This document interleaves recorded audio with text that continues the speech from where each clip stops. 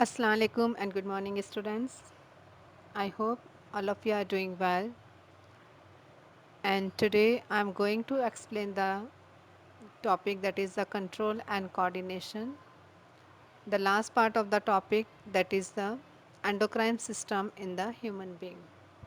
As I already informed you that this chapter is not going to come in your final exam.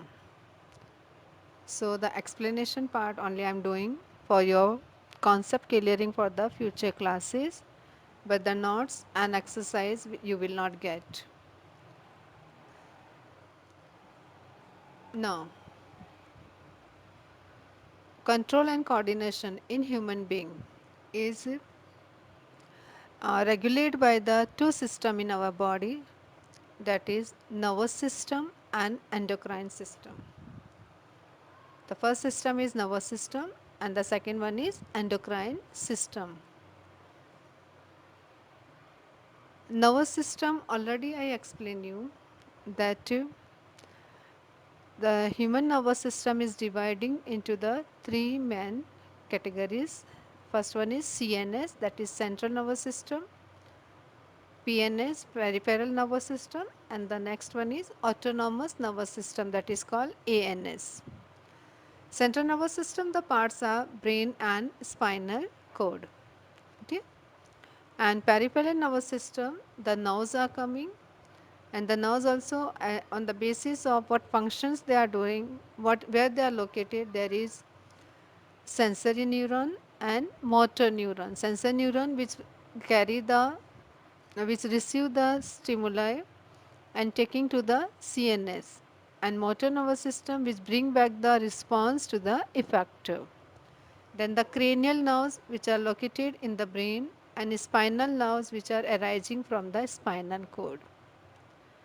And then ANS or autonomous nervous system, there I told you that the sympathetic and parasympathetic nervous system which help us to which prepare our body for the fear and fight situations. Now the endocrine system and hormones. Students, in our body there are the different glands are there, and the glands are of two types, that is exocrine glands and endocrine glands. Exocrine glands are the glands which are having the ducts. Okay, they release their secretion through the ducts, like the salivary glands, like the liver. Understood? Then there is the glands which are also known as ductless gland, and they are releasing the specific chemicals. Clear? Endocrine glands are the glands which release their secretion directly into the bloodstream, and they're secreting the specific chemicals, and these chemicals are known as hormones. So what are hormones?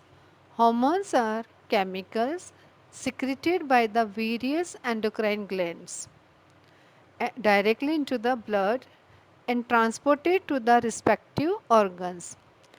They are not having the ducts. Their secretion directly they release into the blood, and through the bloodstream they are reaching to the organs, respective organ, and these organs are known as target organs. Clear? So the organ affected by the hormone is called the target organ. So what are endocrine glands? The glands which secrete the specific chemicals called hormones, and they release their secretion directly into the blood. They do not have ducts. What are hormones? Hormones are the specific chemicals secreted by the endocrine glands, and the function of hormones, they regulate the growth and development of the body. Okay, the different functions of body. What are target organs? The organs affected by the hormones are called target organs. Clear? As I explained you, there are the two type of glands. Endocrine glands. These glands that do not have ducts and transport their secretion directly to the site of action. like adrenal glands, pituitary glands, etc. Exocrine glands, the glands have ducts to pass their secretion like sweat gland, liver, etc. And hormones are secreted by endocrine glands. Clear? Now the next, these are the different glands present in our body. So endocrine glands are ductless gland and secrete the hormones. They are also known as chemical messenger. They carry the message to the particular organ or the tissue through the blood stream.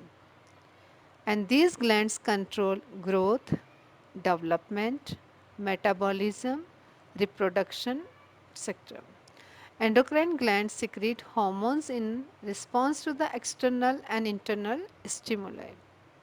Clear? Here the first gland, that is pituitary gland. Here one more gland is located, that is called hypothalamus. Okay. The second one is thyroid, which is located in the neck. Then next is coming, here one more gland is coming, that is called thymus gland. Then pancreas, then adrenal gland, which is located on the kidneys. Ovary, it is present in the female, and testes, which is present in the male.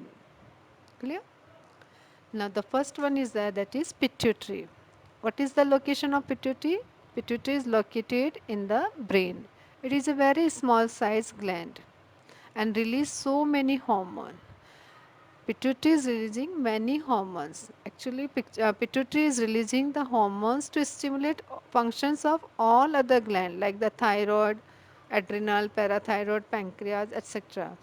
Okay, like pituitary is releasing the hormone, that is uh, FSH. FSH means follicle stimulating hormone. Means it is for the testes and ovaries. Getting? Pituitary is releasing the hormones, that is ADH. In it means it is ADS, it means adrenal stimulating hormone. Like TS, thyroid stimulating hormone, TSH. Clear? So to stimulate all the other glands to release the hormone, pituitary is releasing the hormone. As well as pituitary is releasing the hormone, that is growth hormone. It is very important hormone released by the pituitary gland. It regulates the growth of the person and controls the functioning of the endocrine glands, as I told you.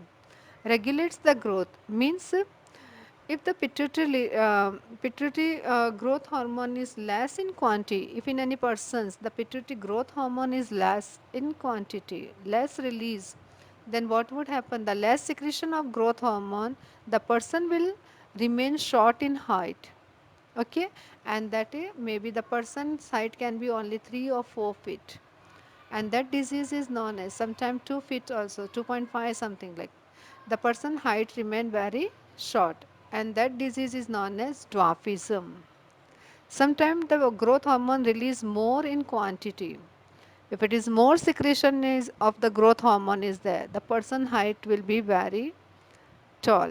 Means the person's height can be more than 6.57 also it can reach. Okay, and that time the person is suffering from the disease that is called gigantism. Understood? Then next is coming, that is thyroid. Thyroid is located in the neck. Okay, and the thyroid is releasing the hormone that is called thyroxine. The function of thyroxine is it controls the metabolism rate, and it also brings about the balanced growth. If the thyroxine is less in quantity or more in quantity, on this basis the metabolic rate will be depend. Clear? And the thyroxine, the functions of thyroid is depending on one mineral, and that mineral is called iodine. If in any person's diet the iodine is less, then what would happen? To release the thyroxine, the thyroid is functioning more, and that time the enlargement of the thyroid take place. Means the thyroid will swell up, and the this neck can be swell up, and that disease is known as goiter. So to avoid the goiter, the person should take the iodine in the diet. They can take the iodine in the salt also. Means iodized salt is enough to get the iodine. One, as I told you here also, one small gland is present that is called thymus, and thymus is remaining in a person till the person is reaching to the age of adolescence. After that it will shrink. And the thymus helps into build up the immune power in the person. Then parathyroid are also located over here, and they release the hormone parathormone. They controls the calcium balance of the body. Next is there that is called adrenal. Adrenal gland is located here, the kidney, and it releases the hormone that is called adrenaline. And adrenaline is a hormone which prepare our body for the emergency situation. Okay, emergency situation means the as I explained you that the sympathetic and parasympathetic in the nervous system. Similarly, there is hormone that is adrenaline hormone which prepare you for the emergency situation. You have experience when you are running a race, and if you see your partner can win, that time suddenly you will get some extra energy you, and maybe you can win the race. Okay, that extra energy is coming to you, that is through by the adrenaline. Next is coming that is called pancreas. Pancreas is a gland which is working as exocrine also as well as endocrine. As you study already in the digestive system, pancreas is releasing many digestive juices also. Okay, as well as pancreas is releasing the hormone also. One important hormone is there that is called insulin. Insulin is an hormone which controls the glucose level of the blood. Okay, if in any person the insulin is less in quantity, it is released less in quantity by pancreas, then what would happen? The glucose level will increase in the blood, and the person will suffer from the disease that is called diabetes. Next is coming that is testes. Testes, as I taught you about the testes in the reproduction chapter, testes is doing the dual function. Pancreas is doing the dual function. It is endocrine as well as exocrine gland. Testis is doing the dual function, as testis is producing the male sex gamete that is called sperm, as well as testis is releasing the hormone that is called testosterone. And the function of testosterone is it controls growth and development of the male reproductive system. All the secondary sexual characteristics of the male is the responsibility of the testosterone. It is regulated by the testosterone. Then next is that is ovary. Testes are present in male, ovaries are present in the female. Ovaries are also doing the dual function. Ovary produce the female gamete that is ovum, as well as ovary produce the female sex hormone estrogen and progesterone. Estrogen and progesterone controls the growth and development of female reproductive system, and all the female sexual characteristics are regulated by the estrogen and progesterone. As I told you, one more gland is present over here that is called hypothalamus.